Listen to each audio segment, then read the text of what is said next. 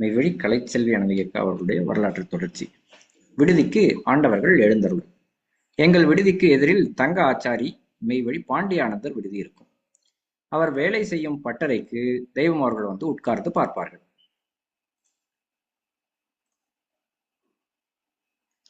1964 ஒரு நாள் ஆண்டவர்கள் எங்கள் விடுதிக்கே வந்து விட்டார்கள். அன்று அப்பா வெளியில் சென்றிருந்தார்கள். எனக்கு என்ன செய்வதென்றே தெரியவில்லை. ஒரு பெட்ஷீட் போட்டு மனை எடுத்து வை என்று கூட வந்தவர் சொன்னார். கல்கண்டு இல்லை என்று தயங்கினேன். ஆண்டவர்களே ஒரு தாம்பாளத்தில் ஜீனி வை என்று உத்தரவிட்டார்கள். அம்மாவின் கடுகு டப்பாவில் 2 நாளனாய் இருந்தது. அதை காணிக்கையாக வைத்தேன். நினைத்தால் திடீரென வருகை புரிவார்கள். காரணம் என் தந்தையார் ஆண்டவர்களிடம் கொன்ற பிடிமானம். கும்ப மரியாதை. பூவாளூரில் சபை வைத்திருந்தார்கள். லால்குடி கீழவாலாடி மேலவாலாடி வழியாக பூவாளூர் செல்ல வேண்டும். என் சகோதரர் மெய்வழி அம்மையப்ப முதலியார் சர்வேயராக கீழவாலாடியில் இருந்ததால் வழிபாதை முழுக்க மாந்தோரணம் பந்தல் எல்லாம் போட்டார். ஆண்டவர்கள் ரதத்தில் வருகை புரிந்தார்கள். கும்ப மரியாதையுடன் மாலையெல்லாம் அணிவித்தார்கள். ரதத்தில் உட்கார்ந்து அருள் வருஷிப்பை அருளினார்கள். அதன் பிறகு காலையில் ஆண்டவர்கள் பசியாறும் போது, பாரடா சங்கமுனி பையன் கும்ப மரியாதை வைத்து அடைக்கணும் என்று தெரிந்துள்ளான், அவன் குடும்ப பழக்கம் என்று கூறி மெச்சினார்கள்.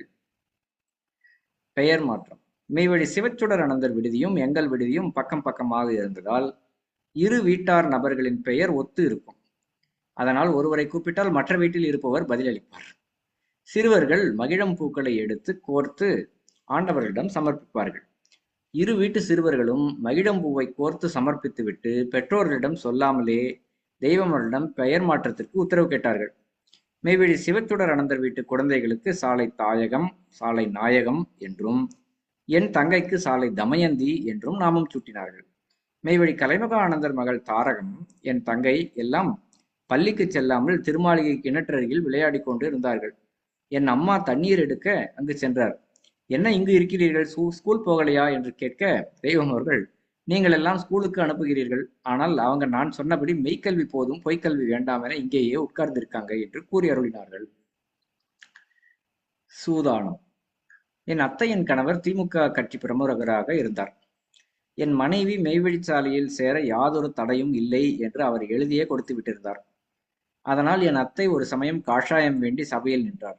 அப்போது தெய்வம் அவர்கள், உங்களுக்கு 3 பெண் குழந்தை, ஒரு ஆண் குழந்தை இருக்கிறது. நாளை அவர்களுக்கு கல்யாணம் என்று வந்தால் உன் கணவன் வெளியே வரன் தேடுவான்.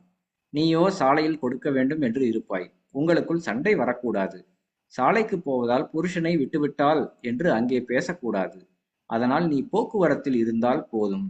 காஷாயம் தேவையில்லை என்றார்கள். வேத நூலை தெய்வம் அவர்கள் திருக்கரத்தால் தந்து என் அத்தையை ஆசீர்வதித்தார்கள். எவ்வளவு ஒரு சூதானமாக தெய்வம் அவர்கள் அதை கையாண்டிருக்காங்க என்பதை இப்ப பார்க்கறோம். அதே போல அவர்கள் வந்து காஷாயம் தரலைனாலும் அந்த காஷாயத்துக்குரிய அந்த தனிப்பெரும் கருணை செயலை அவர்கள் வந்து அதை தர்றாங்க. வெளிமுகத்துல அவங்க காஷாய தீட்சை வேணாம்னு அவர்கள் படிச்சிருக்காங்க. அதையும் பார்க்கணும். தம்பி அடக்கத்திற்கு முன் மூலமந்திரம். என் தம்பி மெய்வழி திருமால் வளவன் முதலியாருக்கு தொண்டையில் புற்றுநோய் இருந்தது. அடக்கமாக 10 நாட்களுக்கு முன்பே சாலைக்கு அழைத்து கொண்டு வந்துவிட்டோம். தம்பியை பார்த்து கொள்வதற்காக ஒரு மருத்துவரை இங்கு வைத்துக் கொண்டோம். தொண்டையில் நிறைய சளி பிடித்து கட்டி கொண்டு இருந்தது. மூச்சு விட சிரமம் இருந்தது. சளி மொத்தமும் வெளியே வந்தால்தான் அவரால் மூச்சு விட முடியும் என மருத்துவர் கூறினார். நான் தம்பியின் காதில் 3 முறை மூலமந்திரம் கூறினேன். நான் சொல்லி 5 நிமிடத்திற்குள் மொத்த சளியும் வாந்தியாக வெளியே வந்துவிட்டது. சுவாசமும் இயல்பானது. மருத்துவர் மிக ஆச்சரியம் அடைந்தார். ஏதோ காதில் சொன்னீர்களே, அதை எனக்கும் சொல்லுங்கள், நானும் வைத்தியம் செய்யும் இடத்தில் பயன்படுத்திக் கொள்ளுகிறேன் என்றார். இல்லையப்பா, நாங்கள் இருவரும் மெய்வழி சபையில் சேர்ந்து காஷாய தீட்சை பெற்றிருக்கிறோம். எங்கள் ஆண்டவர்கள் வழங்கிய மூலமந்திரம் சொல்ல அவர்கள் அருளாலே இவ்வாறு அதிசயம் நடந்தது என்றேன். அடுத்து, அகன்றால் என் உயிர் விடுவேன் என்று பாட வேண்டாம். அதாவது, உன் திருப்பாத தாழ் மலர் விட்டு இனி அகலேன், அகன்றால் என் உயிர் விடுவேன் என்று வரும் வரிகளை தோத்திரமாக ஒரு அனந்தர் அண்ணா பாடியதற்கு அவ்வாறு பாட வேண்டாம். திருப்பாதத்தை விட்டு உடனே அகண்டு விடுகிறாய், எனவே அந்த வரிகள் வேண்டாம் என்று தெய்வம் அவர்கள் அறிவுறுத்தினார்கள். ஆகவே அந்த பாடல் நிறைய பேர் பார்த்துக்கலாம். நீங்க அந்த கடைசி 2 வரியை பாட மாட்டாங்க. அகன்றால் என் உயிர் விடுவேன்கிற அந்த பாடல் அதுக்கு முன்னாடி வரைக்கும் பாடுவாங்க. அதே போல் ஒரு நாள் நகரா அடித்து தமிழை தவிர சாலையம்பதில் வேறு மொழி பேசக்கூடாது என உத்தரவு பிறப்பித்தார்கள். தமிழ்ல தான் பேசணும் என்று உத்தரவிட்டிருக்காங்க தெய்வம் அவர்கள். ஒரு நாள் நகாரா அடித்து தமிழை தவிர சாலையம்பதில் வேறு மொழி பேசக்கூடாது என உத்தரவு பிறப்பித்தார்கள். அதே போல பெண்கள் மண்டியிட்டு வணங்க வேண்டும். குனிந்து மண்ணை தொட்டு பின் எழுந்து நமஸ்கரித்து வணங்கும் நடைமுறை ஆண்களுக்கானது. பெண்கள் மண்டியிட்டு மண்ணை தொட்டு பின் எழுந்து நமஸ்கரித்து வணங்குவதே ஆண்டவர்கள் எடுத்து வைத்த முறை. பெண்கள் குனிந்து வணங்கினால் அதை ஆண்டவர்கள் வணக்கத்திலேயே சேர்த்துக்கல என்பார்கள். ஆண்களுக்கு தான் அந்த குனிந்து மண்ணை தொட்டு எழுந்து வணங்கக்கூடிய அந்த முறை. பெண்கள் அப்படி குனிந்து மண்ணை தொடும்போது அவங்க மண்டியிட்டு மண்ணை தொட்டு எழுந்து நமஸ்கரித்து வணங்கணும் என்று எடுத்து வைத்துள்ளார்கள். பெண்கள் குனிந்து வணங்கினால் அதை ஆண்டவர்கள் வணக்கத்திலேயே சேர்த்துக்கல என்பார்கள். அடுத்தது கண்ணியமான உடை அக்கால நடைமுறை. மெய்வழிச்சாலை பொன்னரங்க தேவாலயத்தில் பெண்கள் பாவாடை தாவணி புடவைதான் அணிவர். புடவை அல்லது தாவாணியின் முந்தியை எடுத்து தலையில் முக்காடு அணிவர். தலையில் ஸ்கார்ஃப் எல்லாம் கட்டுதல் பழக்கமில்லை. பருவம் வராத பெண் குழந்தைகள் தலையில் துணி கட்ட தேவையில்லை. அவர்கள் பாவாடை சட்டை அணியலாம். சுடிதார் அணிந்து வருவதோ துப்பட்டாவில் முக்காடு போடுவதோ முறையல்ல. முந்தாணி பின்னால் இரக்கமாக இருக்க வேண்டும். அந்த காலத்தில் சீதா பிராட்டி தலைவிரி கோலமாக இருந்தார். இலங்கை தீப்பிடித்தது. திரௌபதி தலை விரித்தாள். மகாபாரத யுத்தம் வந்தது. அதற்கடுத்து கண்ணகி தலை விரித்தாள். மதுரை அழிந்தது என்று படிக்கிறோம். நம் மக்கள் மெய்யான தெய்வத்தை தெரிந்தவர்கள் ஆதலால் தலைவிரி கோலம் ஆகாது. ஆண்களும் ஷார்ட்ஸ் போட்டுதான் பஞ்சகச்சம் கட்ட வேண்டும். கண்ணியமான வகையில் ஆடை அணிந்து வர வேண்டும். ஆலயத்திற்கு யாரும் கவட்டை அதாவது பேண்ட் மாட்டிக்கொண்டு வரக்கூடாது. பஞ்சகச்சம் அணிந்தே வர வேண்டும் என்று ஆண்டவர்கள் அறிவுறுத்துவார்கள். இது சமயம் இன்னொரு விஷயம் நம்ம ஒரு சரித்திரம் சொல்லணுங்க. ஒரு நாள் நான் ஒரு ஒரு 10 வருடம் இருக்கும்னு வச்சுக்கோங்க. சாலையம்பதிக்கு ஆலயத்துக்கு தட்டு வேஷ்டியை தட்டு வேட்டியாக கட்டிக்கிட்டு அப்போ போயிருந்தேன். சட்டுன்னு போகும்போது அப்போ மெய்வழி சந்திரசேகர் ஆனந்தன் இப்போ இதில் இருந்தாங்க இல்லைங்களா, இந்த உதவி சபைக்கரசன் நினைக்கிறவங்க, அந்த பதவிக்கு எனக்கு சரியா ஞாபகம் இல்லை. மெய்வழி சந்திரசேகர் ஆனந்தன் அவங்க இதை பார்த்த உடனே என்கிட்ட அப்போ ஒரு சரித்திரம் சொன்னாங்க. தெய்வம் அவர்கள் திருச்செந்தூரில் எப்பவுமே ஆலயத்துக்கு வரும்போது பஞ்சகச்சம் தான் அணிந்து வர வேண்டும். தட்டு வேட்டியா கட்டக்கூடாதுன்னு உத்தரவு பண்ணுவாங்க. அப்படி யாராவது தட்டு வேட்டியா கட்டிட்டு அமுது கேட்டாலும் அந்த தட்டு வேட்டியில இருக்கக்கூடிய ஒரு முனையை எடுத்து பின்னாடி கச்சமா சொருவிட்டு அதுக்கப்புறம் கையை நீட்டணும் அப்படின்னு தெய்வம் உத்தரவிடுவாங்க. ஆகவே இதை நீங்க தெரிஞ்சுக்கணும் அப்படின்னு சொல்லிட்டு சொன்னாங்க. அவங்க சொன்னதுனால அன்னிலிருந்து அந்த தட்டு வேட்டி கட்டுற அந்த பழக்கம் சுத்தம் அறவே வேணாம். நம்ம ஆலயத்துக்கு போகும்போது எப்பவுமே பஞ்சகச்சம் தான் தெய்வம் அவர்கள் எடுத்து வச்சிருக்காங்க, அதையே கட்டிட்டு போகணும் என்று அந்த அந்த சரித்திரத்தை கேட்டதுல ஒரு 4 முளை வேஷ்டிய தட்டு வேட்டியா கட்டிட்டு வந்திருந்தாலும் கூட அதை எடுத்து பின்னாடி சொருவிக்கிட்டு அதுக்கப்புறம் கை நீட்டு அப்படின்னு தெய்வம் அவர்கள் எடுத்து உத்தரவிட்டுறாங்கன்னா எந்த அளவுக்கு அதுல ரொம்ப முக்கியமாக குறிப்பாக தெய்வம் அவர்கள் இருந்துள்ளார்கள் என்று புரிந்துக்கிட்டேன். அதுக்கப்புறம் எப்போ போனாலும் அதுக்கப்புறம் ஒரு முறை கூட தட்டு வேட்டி அணிந்த ஆலயத்துக்கு போகலைங்க. ஆகவே இந்த நேரத்தில் இதையும் நம்ம தெரிஞ்சுக்குவோம். கண்டிப்பாங்க. தேக சுத்தம். கம்மாய்க்கரை பக்கம் தெய்வம் அவர்கள் சென்றிருந்தார்கள். யாரும் மாதவிடாய் காலத்தில் உபயோகப்படுத்தின துணியை எட்டி மர பொந்தில் வைத்துவிட்டு சென்றிருந்தார்கள்.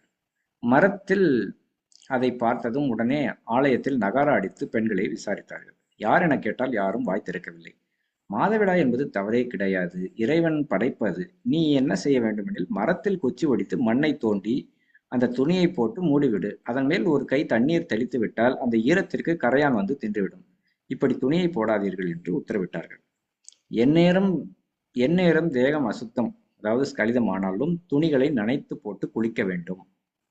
அதே போல அந்த மாதிரியான தேகம் அசுத்தமான பின்னாடி ஒரு குவளையில நீர் எடுத்து அதை தெய்வ திசையை நோக்கி 12 முறை சுத்தி பாலிப்பு மந்திரம் சொல்லி அதை ஊதி அதுக்கப்புறம் தலையோட ஊத்திக்கணும் என்பதை இன்னொரு சரித்திரத்தில் நம்ம பார்ப்போம். அதாவது மெய்வழி சுபாவனந்த ஐயா அவர்களும் குறிப்பிட்டிருக்காங்க. அதை தெய்வம் அவர்கள் இந்த மாதிரி தான் எடுத்து வச்சாங்க நடைமுறை.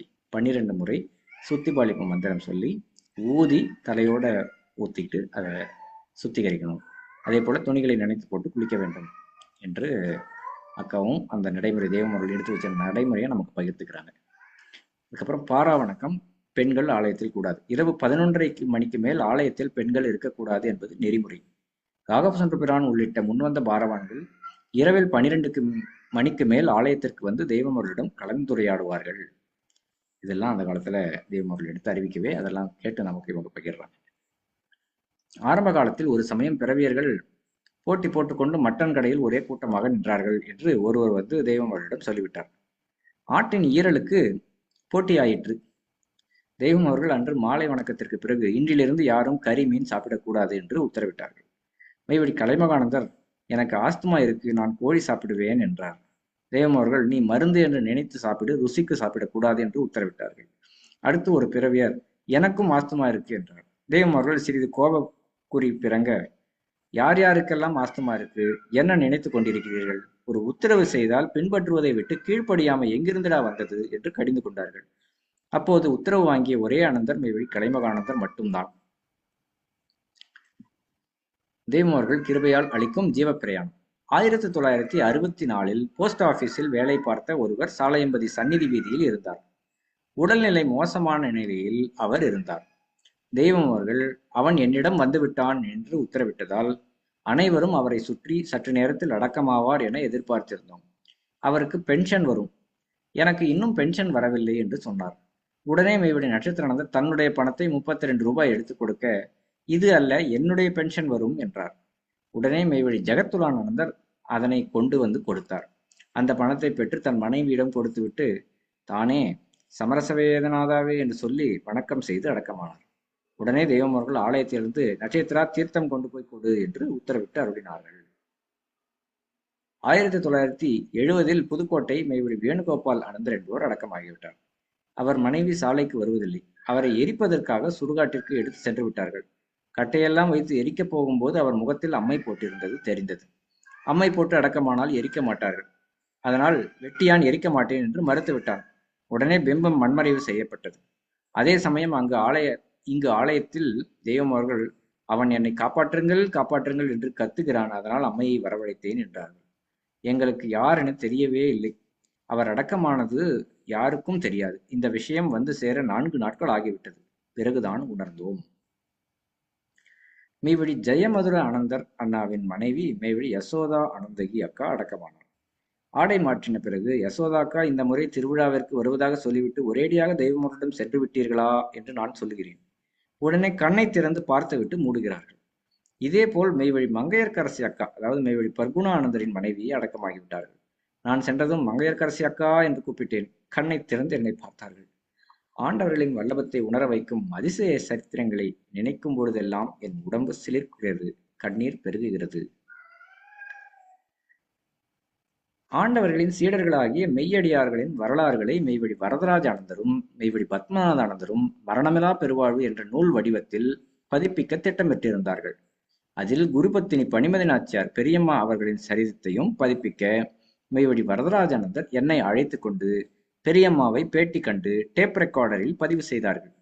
பிறகு ஒவ்வொரு நாளும் இரவு 9 மணி வணக்கத்திற்கு பிறகு அவர் விடுதிக்கு சென்று டேப் ரெக்கார்டரில் உள்ளதை தினமும் இரவு 12 மணி வரை அரிக்கேன் விளக்கு வெளிச்சத்தில் நான் எழுதினேன். மீண்டும் மீண்டும் டேப் போட்டு அதனை சரிபார்த்தேன். இப்படியாக குருபத்தினி பனிமதி நாச்சியார் பெரியம்மா அவர்களின் சரிதம் மரணமிலா பெருவாழ் நூலில் இடம்பெற என்னால் ஆன கைங்கரியம் செய்தேன். இத்திருப்பணி செய்ய திருக்குமாரர் மெய்வழி சாலை யுகவான் அண்ணா என்னை மிகவும் ஊக்குவித்தார்.